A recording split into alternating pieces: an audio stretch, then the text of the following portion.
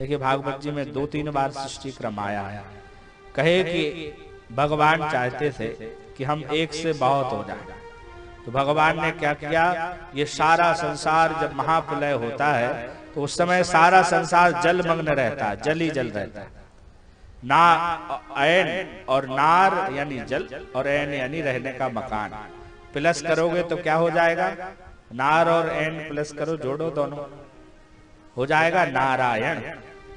तो नारायण के मन में ये आया कि एक से हम अनेक हो जाए, तो भगवान नारायण के ही नाभि कमल से एक नाभि कमल यानी जो नाभि अपनी जिसको हम टुंडी कहते हैं, उससे एक कमल निकला, और कमल जैसे ही निकला तो कमल से ब्रह्मा बाबा प्रकट हो गए।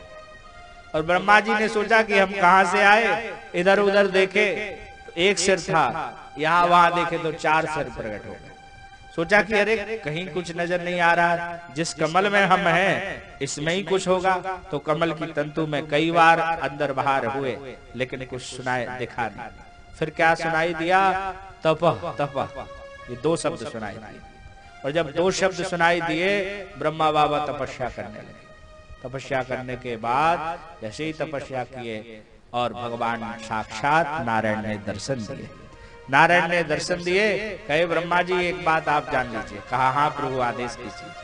कहा इस संसार में जो जो तुम देख रहे हो वो सब हम ही हैं।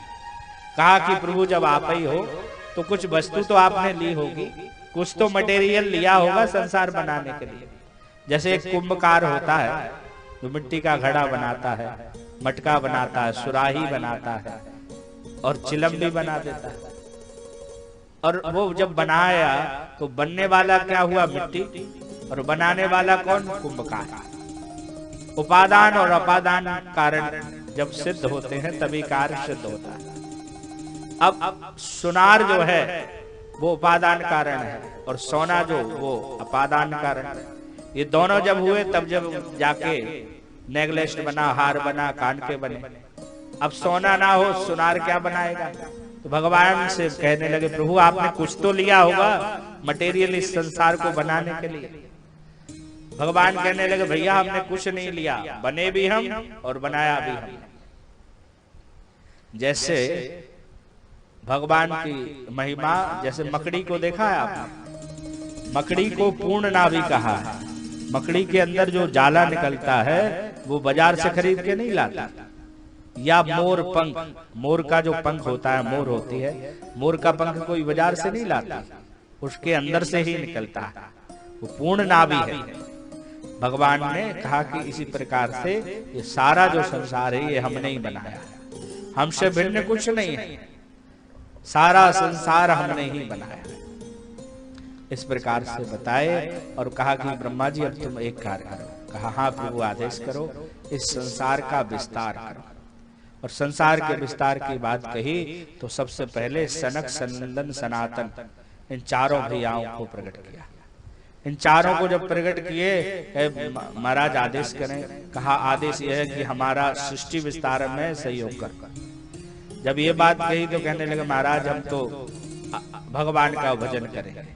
तो जब बात नहीं मानी तो क्रोध आ गया। ब्रह्मा जी ने कहा कि अपने पिता की बात नहीं मान रहे हो, जाओ सदैव तुम बालक ही बने रहो।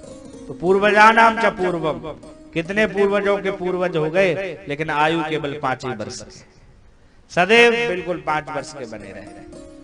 अब आगे सोचा क्या करें। अब इतने में सोच ही रहे थे, भगवान के क्रोध आया ही था और इनकी भ्रुकुटी का भेदन करके साक्षात भगवान रुद्र प्रकट हो गए। बोल रुद्र भगवान की जय। और जैसे ही रुद्र प्रकट हुए तब रुद्र प्रकट होके कहने लगे कि भैया संसार के बनाने में हमारा सहयोग करो। कहा क्या सहयोग करें। कहा संसार बनाओ। भगवान रुद्र ने संसार बनाया तो भूत प्रेत डाकनी पिशाचनी ये सब बना दिया। और ब्रह्मा जी ने देखा कि ये डाकनी पिशाचनी की आवाज कहां से आ रही, ये तो भिन्न आवाज है। पहुंचे और सामने देखा भगवान की सृष्टि।